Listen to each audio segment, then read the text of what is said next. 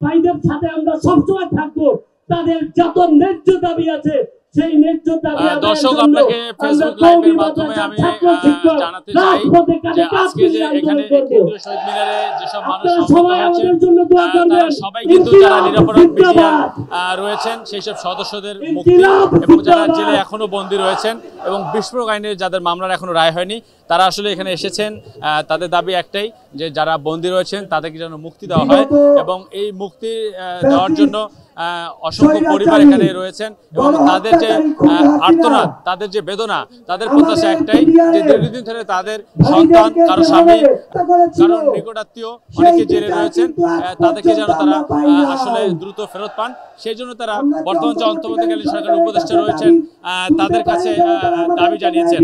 আমরা যদি একটু কথা বলতে চাই, যদি একটু আসলে এখানে যারা দায়িত্বে রয়েছেন আমরা একটু জানতে চাই আপনাদের কাছে আজকের যে এই মানে এই কর্মসূচির মধ্য দিয়ে আসলে আপনারা কি চান, মানে রাষ্ট্রের কাছে কি চাচ্ছেন?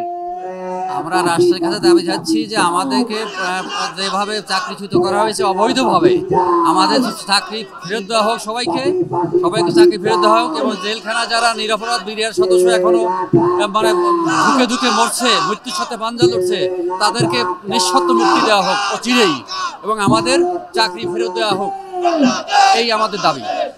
দর্শক শুনছিলেন যে আসলে যারা বিডিআর সদস্য রয়েছেন তাদের দাবির বিষয়টা ঠিক ছিল এরকম। আমরা এখন আরেকজনের সাথে কথা বলতে চাই, আমরা একটু জানতে চাই এই বিডিআর বিদ্রোহ হত্যাকাণ্ডটা একটা ছিল পরিকল্পিত হত্যাকাণ্ড, আপনারা নিজেরাই বলছেন, এবং সেইকালীন যে তৎকালীন যে ফ্যাসিবাদী সরকার ছিল এবং ভারতের সাথে তারা সমন্বয় করে এই বিষয়টা করেছেন দেশকে অস্থিতিশীল করার জন্য। আজকের এই প্রেক্ষাপটে দাঁড়িয়ে দীর্ঘদিন মানুষগুলো যে বন্দী হয়ে রয়েছে সেই সব মানুষের ক্ষেত্রে আপনারা দাবিটা আসলে কি তুলে ধরবেন এবং বর্তমান সরকারের কাছে কি দাবি আপনাদের? বর্তমান সরকারের কাছে আমি এইটাই দাবি জানাতে চাই যে আজ 16 বছর যাবৎ যারা জেলখানায় বন্দী আছে বিস্ফোরক মামলায় এবং হত্যা মামলার জন্য তদন্ত কমিশন গঠন করা হয়েছে, কিন্তু বিস্ফোরক মামলায় তাদেরকে আটকা রাখা হয়েছে। তারা বিদ্রোহ মামলায় জামিন পেলেও বিস্ফোরক মামলায় থেকে তাদেরকে জেলখানা থেকে বের করা নাই।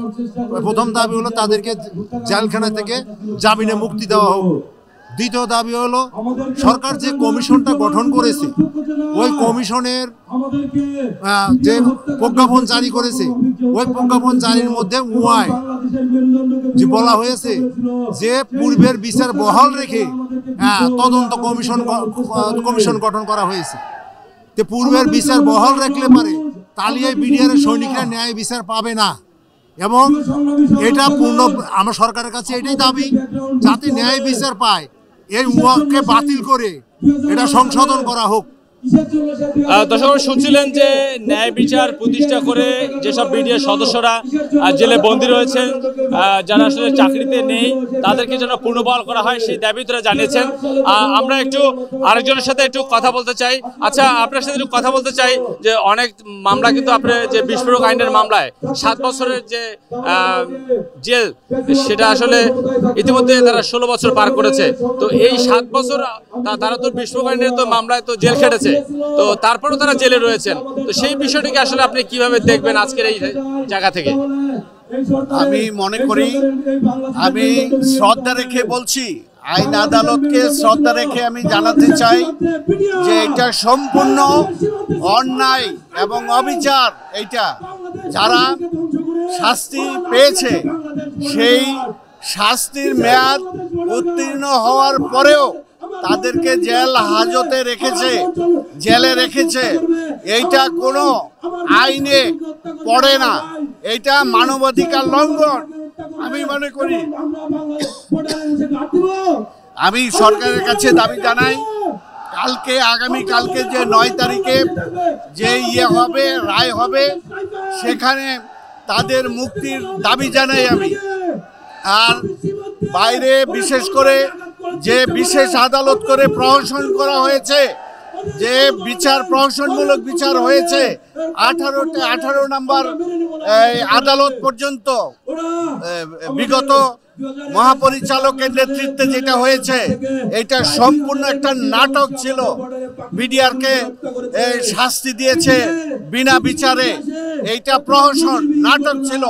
কোনো বিডিআর বাইরে বিদ্রোহের সাথে জড়িত ছিল না। পিলখানা একটা পরিকল্পিত হত্যাকাণ্ড, এটা নিশ্চিত পরিকল্পনা করে তারা এই হত্যাকাণ্ড চালিয়েছে।